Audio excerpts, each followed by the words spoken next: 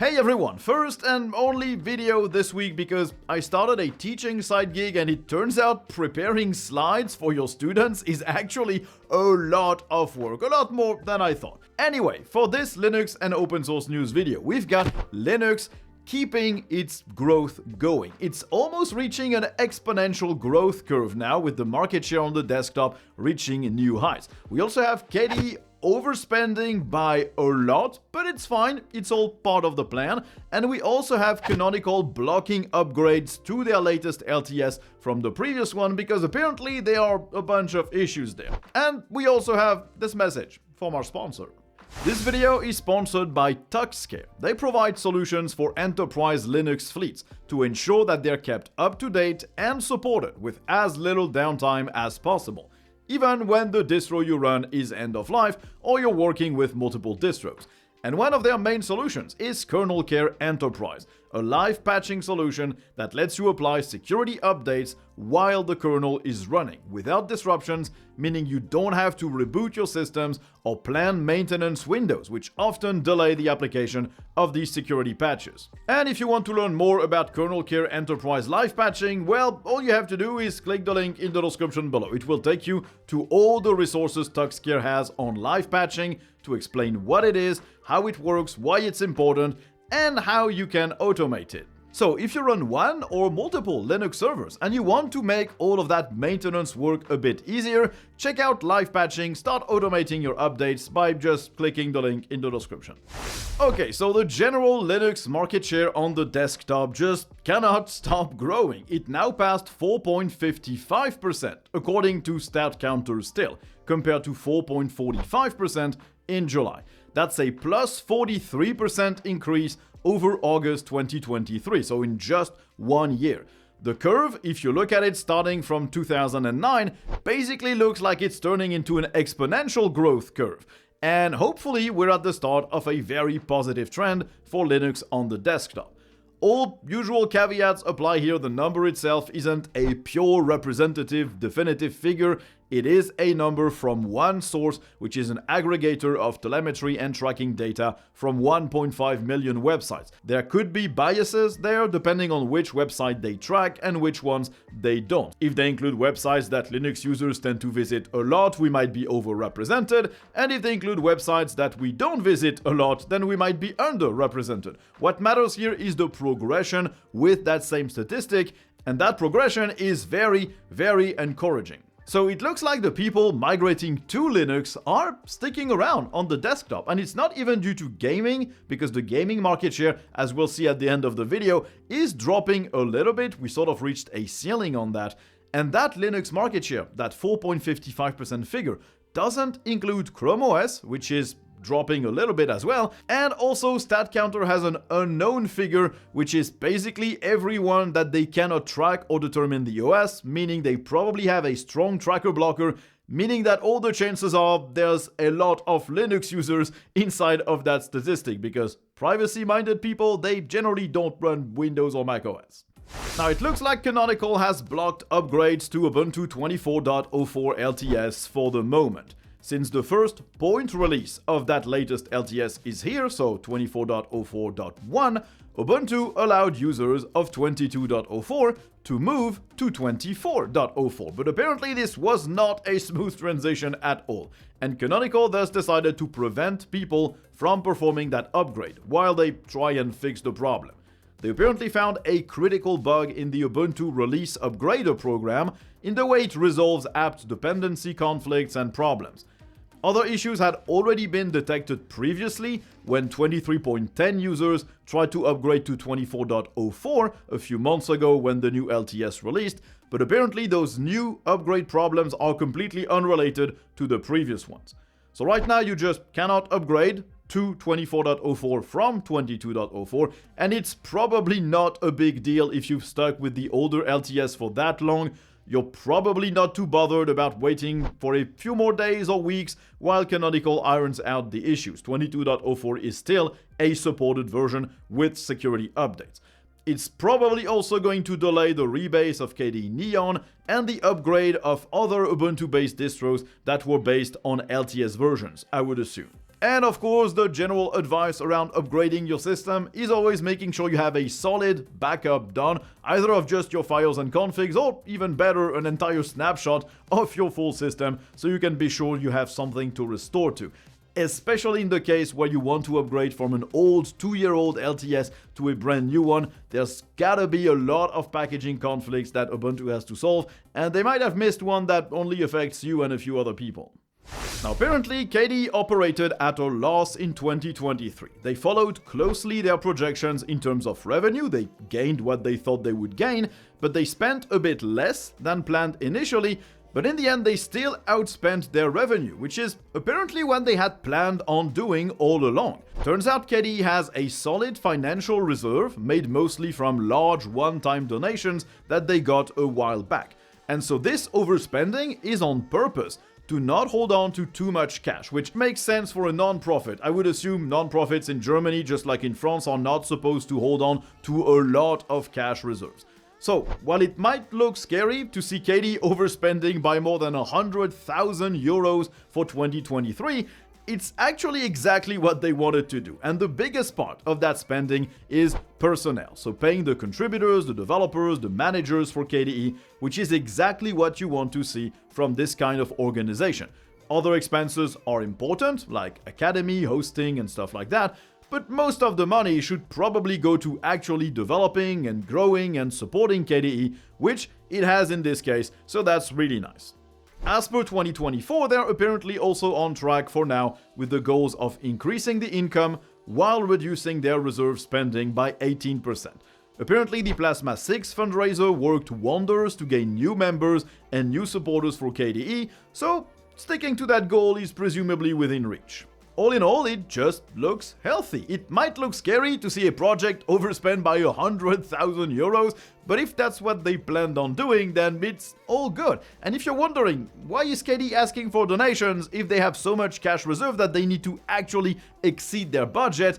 Well, it's probably because recurring revenue from recurring donators is always better than large one-time cash injections, because if you want to keep operating with your business or non-profit for a long period of time, then what you want is recurring revenue, not just one-time big donations.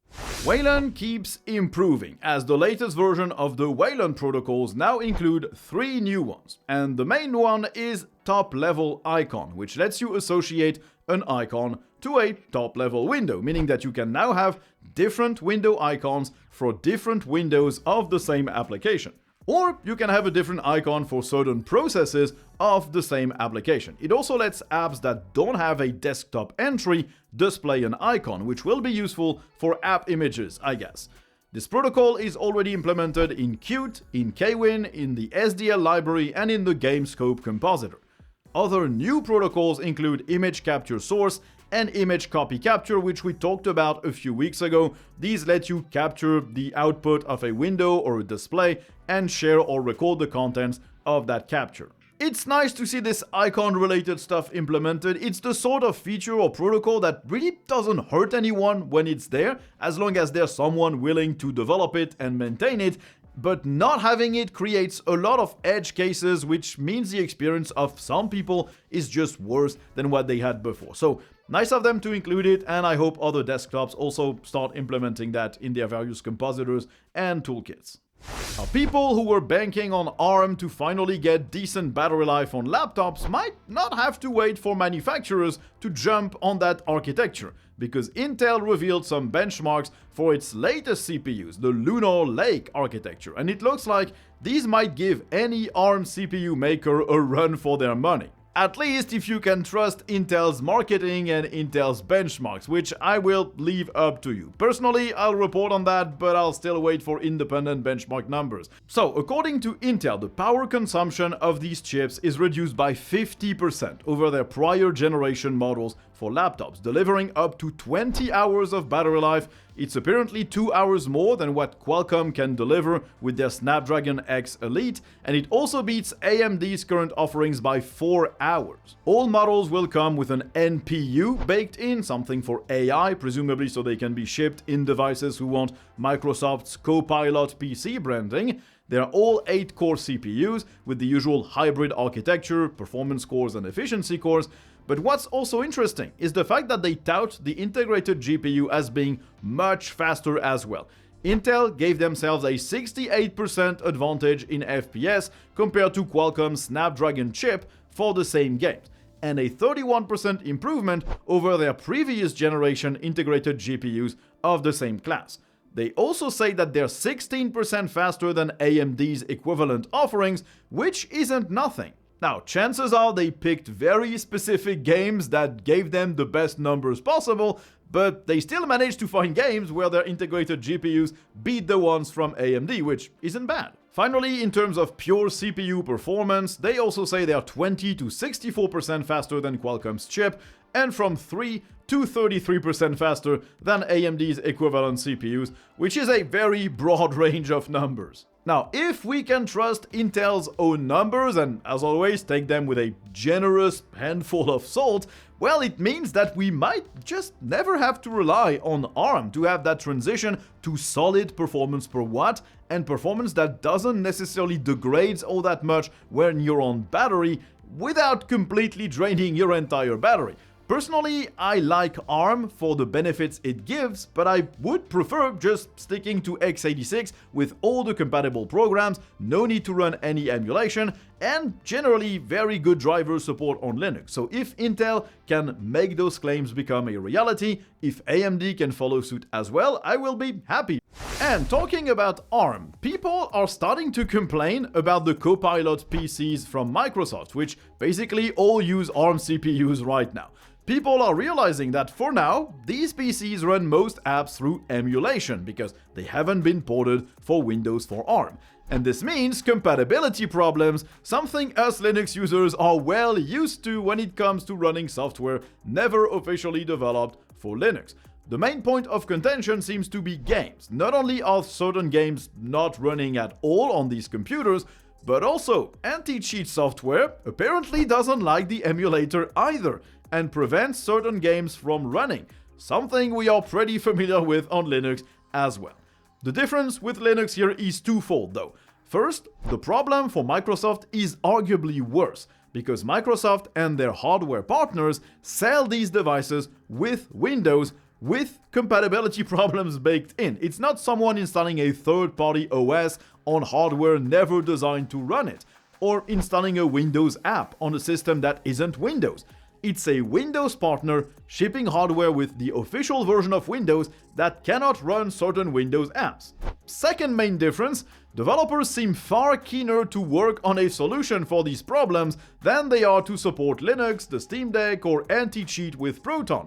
For example, Epic Games said that they are already discussing this problem with Qualcomm. And no one will ever convince me that these Copilot PCs will outsell the entire current market share of Linux plus the Steam Deck, even in a full year. And you'll also never convince me that people buying these ARM laptops are buying them to do a lot of gaming. What I'm saying here is that the excuse that Linux just doesn't have the market share to get good support for anti-cheat or for Epic Games to bring Fortnite to Linux, this excuse was always BS, and now we have the confirmation, because as soon as Microsoft said, hey, we have problems running your games on our new PCs, Epic Games comes running and is ready to develop what they need. So maybe Microsoft pays those developers to fix these issues. They did it back in the Windows Phone days. That's not illegal, that's just something we cannot do ourselves. But yeah, that market share excuse for Linux was always bogus, because right now you will not convince me that Copilot PCs outsell or even have more computers in the wild than gaming-capable Linux PCs. I just will not believe you. And speaking of gaming, it looks like Linux's gaming growth has stalled compared to other operating systems, as we dropped under 2% at the end of August on the Steam survey. We are now only hitting 1.92% of the Steam market share. Linux had passed 2% in May, in June, and July, but it looks like this is sort of our current ceiling. We're just flip-flopping between a bit under 2% and a bit over 2%. It's all due to Windows rising again to more than 96% of the Steam market share, apparently due to a rise in simplified Chinese users. I'm not sure that we can break through that 2% barrier without a brand new, widely available gaming device. Whether it's a Steam Deck 2, a Steam console, something from another hardware manufacturer, I think we need more available hardware to be able to break that 2% barrier, because right now we're just stuck at that ceiling. We're just never passing it for more than 2 or 3 months. And finally, we got the release of Wine 9.17 with a new version of VKD3D, an updated Mono engine, because Wine is now the owner of the Mono project, but Wine also added support for Windows Surface scaling for high DPI displays, meaning certain Windows apps and games might now respect your Linux set scaling factor properly. There were also 29 bug fixes in there for Foxit Reader, QuickTime, StarCraft Remastered, the Epic Game Store, and a lot more. That high DPI support is great news. I'm not sure how many games will really be impacted by this, but for people running Windows apps with Wine, it's actually going to be very, very nice. Just like this message from our sponsor.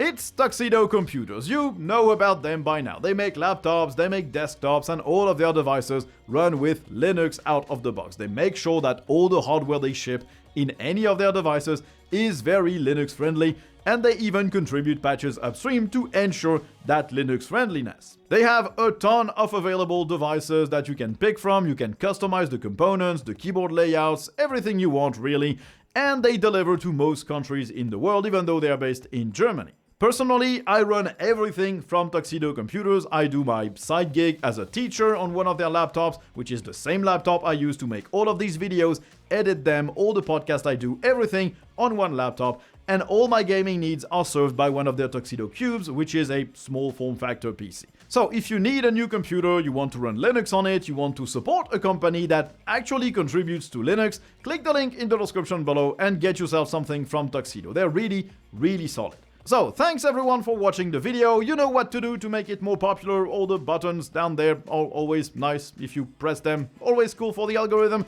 And if you really enjoy the channel, there are links in the description with a bunch of perks you can gain out of those. So, thanks for watching, and I guess you'll see me in the next one next week. Bye!